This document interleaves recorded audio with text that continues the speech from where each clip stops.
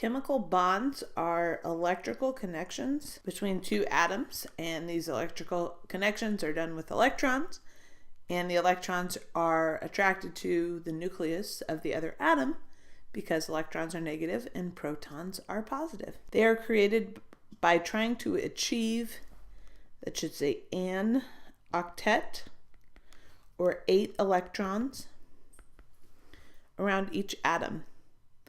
Every bond, no matter what, consists of 2, that should say electrons.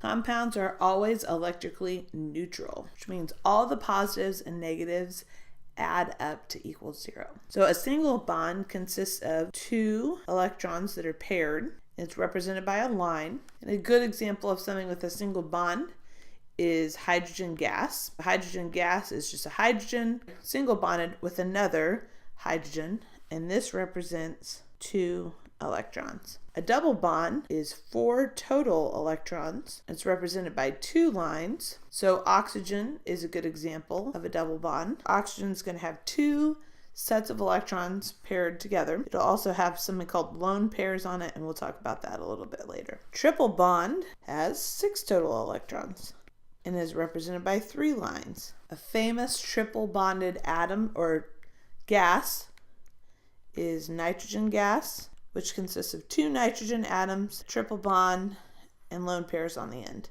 There's no such thing as a quadruple bond. Triple bond is the highest you can get. So there are 2 really basic types of chemical bonds. There are actually more subcategories that we're going to talk about as well.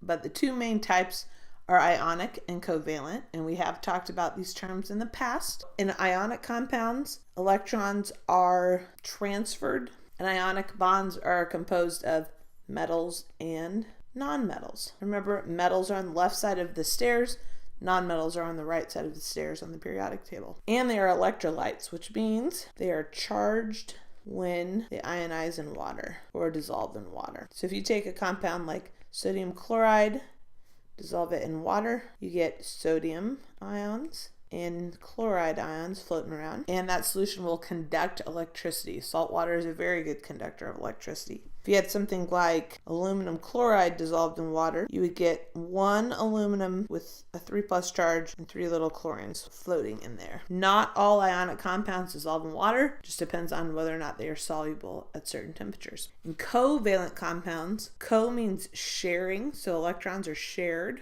Valent has to do with valence electrons, and these are composed of nonmetals and more nonmetals. So everything that's covalent is going to be to the right of the stairs, except for hydrogen, which hydrogen is kind of a weirdo, lives in a couple of different spots. There are 2 types of covalent compounds. Polar covalent compounds, the electrons are unevenly shared, and nonpolar covalent electrons are evenly or mostly evenly shared. So at the beginning of the year, we talked about electronegativity and the mean girls. So the most electronegative element on the whole periodic table is right here. Fluorine is the best at taking electrons from other atoms. In fact, he has a 4.0 at taking electrons. Things on the left side of the periodic table are really bad at taking electrons. So to figure out what type of bond you have to look at the difference in electronegativity of the 2 atoms of the bond. So an ionic compound would be, most famous one, sodium chloride. Sodium has an electronegativity of 0.9 and chlorine has an electronegativity of 3.2.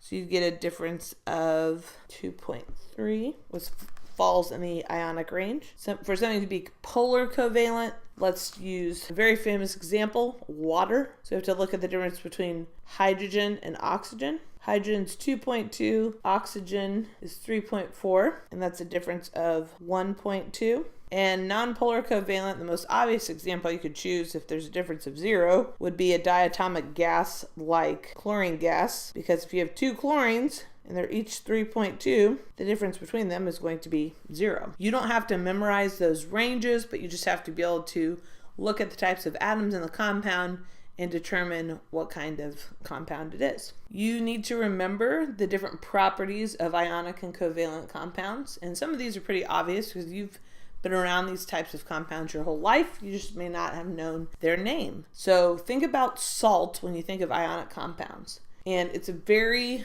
difficult to melt salt. So it has a very high melting point. If you try to melt salt in your oven at home, it's not going to happen. So a melting point is just the temperature at which the substance melts. Covalent things are things like plastics, water is covalent, gases usually are covalent. Covalent things have very low melting point. Water, form of ice, is really easy to melt. Conductivity, this means will they conduct electrons through them? Salts have metals in them, so they have free-flowing electrons. So they are conductive, some more conductive than others, especially when dissolved in water. Covalent things are usually not conductive, although there's ways we can make them more conductive. Plastics are usually insulators, which means they don't conduct electricity. Your electrical cords are covered in plastic because we don't want the electricity conducting onto our skin. Ionic things often dissolve in water. We'll say ionize in water, but they don't have to. Some things are insoluble in water. Covalent things typically do not dissolve in water, but they can dissolve in other stuff like oil or acetone. And that has to do with their polarity, which we'll talk about a little bit later. I don't know what I meant by solution.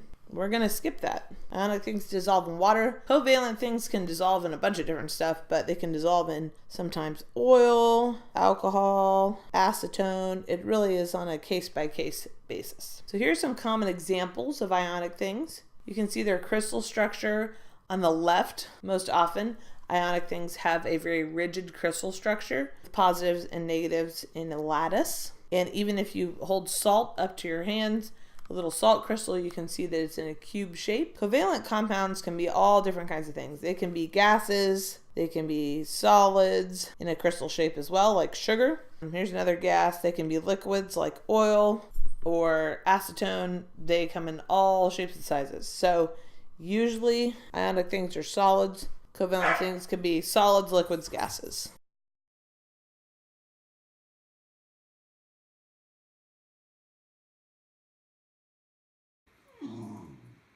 Mama, is there room for you? Can you fit? Can you say hi to Dad? Where's Dad?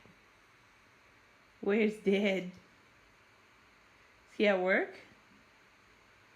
Where is he? Yeah.